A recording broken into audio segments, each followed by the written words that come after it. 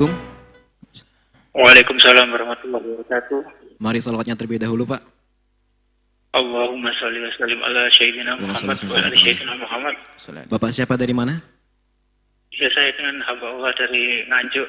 Masya Allah. Baik, Pak bisa langsung bertanya kepada Buya. Assalamualaikum Buya. Waalaikumsalam warahmatullahi wabarakatuh. Masya Allah, alhamdulillah akhirnya bisa bicara langsung dengan Buya. Alhamdulillah, Masya Allah, makasih. Alhamdulillah, ini saya di jalan Buya. Tadi sambil mendengarkan ceramah, nyambung alhamdulillah. Saya agak minggir sedikit bertanya Buya. Alhamdulillah, Masya Allah. Alhamdulillah, Masya Allah. Ya Buya, saya muda dari Nganjuk Buya. Masya Allah. Ingin melanjutkan pertanyaan yang tadi dari santri Buya. Untuk kami Buya, para pemuda, insya Allah saya menjauh dari yang namanya pacaran seperti itu.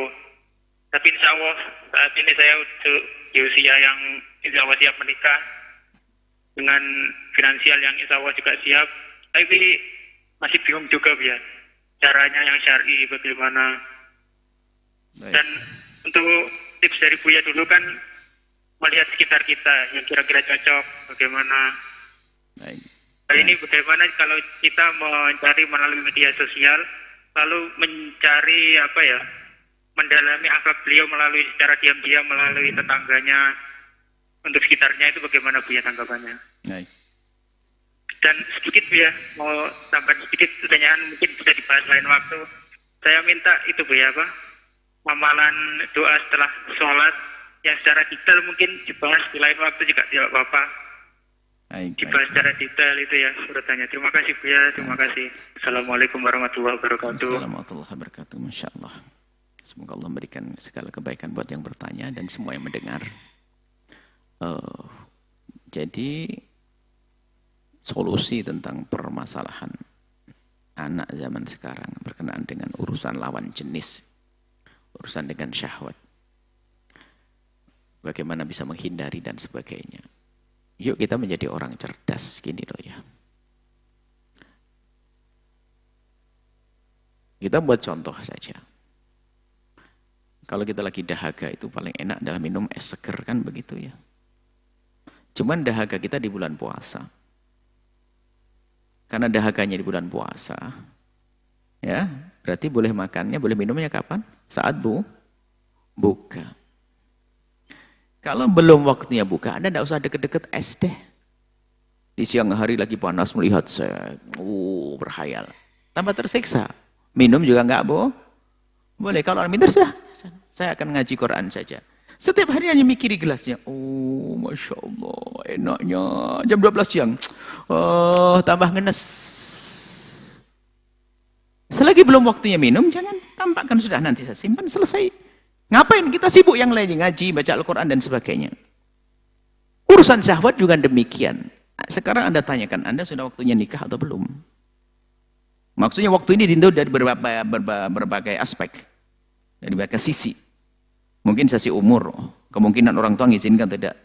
Derajat bergolaknya syahwat seperti apa. Kalau belum amat, ya jangan mikirin ke situ dong.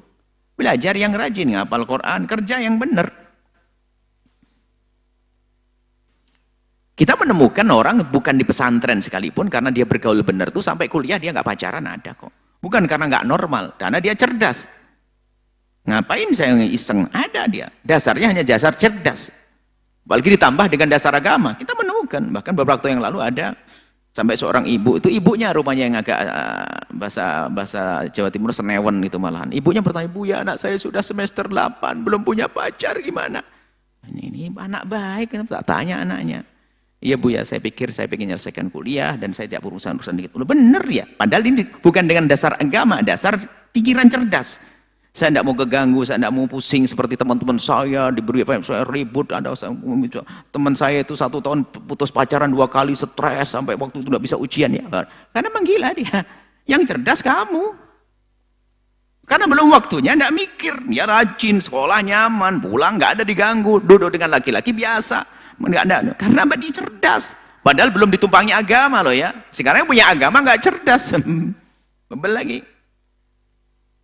Artinya kalau belum waktunya, maka ya jangan memikirkan ke sana. Sibukkan untuk bekerja, yang bekerja, belajar, yang belajar, baru keluar waktunya dibahas dengan serius. Nah, untuk mencari, ya, media sosial itu adalah hanya kalau kebetulan. Kalau mencarinya di situ ya salah. Maksudnya, kalau saya nyari ikan emas itu di mana? Di kolam ikan emas. Kalau saya nemukan ikan emas itu kok di kolam lele itu, ini kebetulan ikan nyasar itu. Jadi bisa saja kita mencari di medsos itu dapat perempuan yang baik, solehah juga bisa benar. Tapi itu ikan emas yang nyasar kan gitu. Ya kalau pengen cari tempat yang baik, keluarga yang baik, kenal pakai medsos. Fotonya setengah badan. Make upnya ditebelin, nggak kelihatan. Giliran menikah nyesel. Nggak begitu. Jadi bukan dengan medsos. Medsos itu barangkali karena Anda mungkin sudah berurusan dengan medsos, tiba-tiba ada berita, ada seorang perempuan baik, solehah, gini. Itu pun hanya sekedar. Bukan dengan sengaja Anda mencari di kolam itu. Kolam medsos, bukan. Tanya kepada paman Anda, tanya kepada guru Anda, tanya ini. Itu yang ini maksimal bertanyanya. Bukan dengan medsos. Cuman yang mendapatkan di medsos bukan berarti jelek. Bisa saja tadi ikan emas nyasar. Memang ada orang baik lagi urusan dengan medsos. Ketemu dengan Anda bisa jadi. Tapi bukan dengan pacaran. Anda melihat mungkin dalam medsosnya, dia mungkin suka nge-share hal-hal yang baik dan sebagainya. Mungkin Anda khusnudon, dia mungkin perempuan baik soleh. Bukan langsung Anda sambung. Langsung saya cari anaknya siapa dia. Keluarga di mana. Suruh orang mempelajari karakter, perilakunya dan seterusnya. Boleh bertanya kepada tetangga, boleh. Boleh bertanya kepada siapa saja, boleh.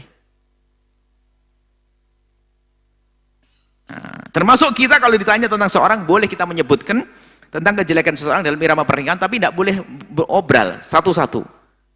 Misalnya gimana tentang anunya dia, sifatnya ini, pemarah atau tidak? Antara tidak sama marah. Oh, dia lembut sekali. Atau, wah, dari sisi ini dia sangat baik, cuman dia memang sering emosian. Bisa saya begitu. Tapi nggak boleh belum sampai emosian, dia suka ini. Tambah nggak boleh, dia hanya memberi jawaban satu-satu.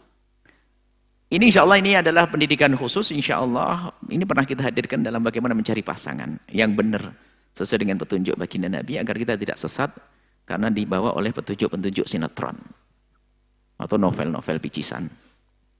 Ya, tidak bisa. Jadi kita perlu belajar dalam mencari. Insya Allah Anda bertanya insya Allah serius. Anda tanya lihat keluarga siapa. Jangan dengan medsos. Keluarga siapa, bagaimana keadaannya. Kemudian setelah itu Anda kirim orang ya, tanpa harus Anda berinteraksi langsung. Anda cukup mendengar beritanya saja, itu lebih akurat itu. Lebih serius dan lebih benar. Daripada kita tanya langsung, kami sudah sholat. Sudah, padahal nggak sholat. Ya, nggak sholat, Masya Allah. Ya ngaji, ya tahajudan, ya Alhamdulillah. Cuman rumahnya sudah disiapkan ketikanya sebelum tidur, nanti tahajudan. Nanti tidur lagi, pembohong. Ya, baik. Semoga Anda ini yang bertanya mendapatkan pasangan yang solehah, insya Allah. Karena apa? Insya Allah Anda orang baik, rindu kebaikan, rindu kemuliaan. Bertanya karena Anda ingin tahu jalan yang benar. Semoga Allah berikan petunjuk kepada Anda sampai kepada istri yang solehah yang menjadi sebab kemuliaan, kebahagiaan Anda di dunia dan di akhirat. Wallahu a'lam bissawab. Afan Buya untuk pertanyaan kedua Buya, meminta amalan doa setelah sholat. Oh nanti mau dibahas pertemuan yang lalu. Amalan doa setelah sholat ada zikir yang dihadirkan oleh Al-Bahjah. Ada zikir-zikir setelah sholat itu diambil semua dari baginda Nabi. Nabi mengajarkan zikir setelah sholat. Bahkan disunahkan zikir. Bahkan pendidikan Nabi menghimbau kepada Sayyidina Mu'adz untuk melakukan zikir setelah sholat dengan bahasa kasih. Ya Mu'adz ini uhibbuk, ya Mu'adz ini uhibbuk, ya Mu'adz ini uhibbuk. Hei Mu'adz aku mencintaimu. Kul katakanlah dubura kulli sholatin setiap salat Allahumma inni ala dzikri wa syukri dan seterusnya masih banyak. Ada riwayat yang jelas yang kita hadirkan dalam zikir setelah sholat itu semua kita ambil dari zikir sekelumit daripada zikir-zikir baginda Nabi Muhammad sallallahu alaihi wasallam. Wallahu a'lam bishawab.